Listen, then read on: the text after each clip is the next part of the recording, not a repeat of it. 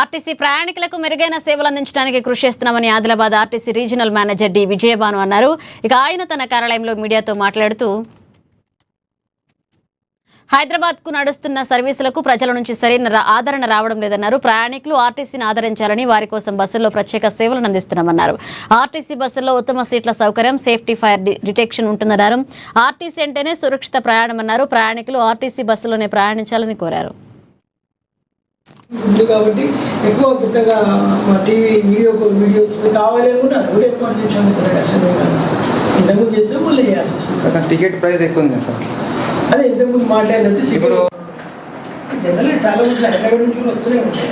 వాళ్ళ ఫేర్ కొంచెం తక్కువ ఉండొచ్చు. బట్ ఏంటంటే ఆర్టీసీ బస్ అంటే సేఫ్టీకి చాలా ప్రాముఖ్యత ఇవ్వడం జరుగుతుంది. మా డ్రైవర్స్ అందరూ కూడా హైలీ ట్రైన్డ్ డ్రైవర్స్, చాలా బాగా ట్రైనింగ్లో ఉంటారు. డ్రైవింగ్ కూడా చాలా బాగా చేస్తారు. మా బస్సులు కూడా మెయింటెనెన్స్ ఎప్పటికప్పుడు మెయింటైన్ చేస్తాము. ఎక్కడ బ్రేక్ డౌన్ అయ్యే అవకాశం ఉండదు. ఒకవేళ బ్రేక్ డౌన్ అయినా కూడా ఏదైనా ప్రాబ్లం వచ్చినా కూడా మనకు ఆదిలాబాద్ నుండి హైదరాబాద్ వరకు చాలా ఆర్టీసీ డిపోలు ఉన్నాయి. ఎక్కడి నుంచి ఒక డిపో నుండి మనకు సహాయం అందుతుంది, సహకారం అందుతుంది. కాబట్టి ప్రయాణికులకు ఎటువంటి ఇబ్బంది లేకుండా, అసౌకర్యం లేకుండా మేము ఆ ప్రయాణ సౌకర్యాన్ని కలిగిస్తాము. కాబట్టి ఏంటంటే వాళ్ళ ఫేరు అంటే కొద్దిగా 100 రూపాయలు, 100 రూపాయలు, 150 రూపాయలు తక్కువ ఉందని చెప్పేసి చాలామంది వాటికి ప్రిఫరెన్స్ ఇస్తున్నారు. కానీ దానివల్ల కొంచెం కష్టం.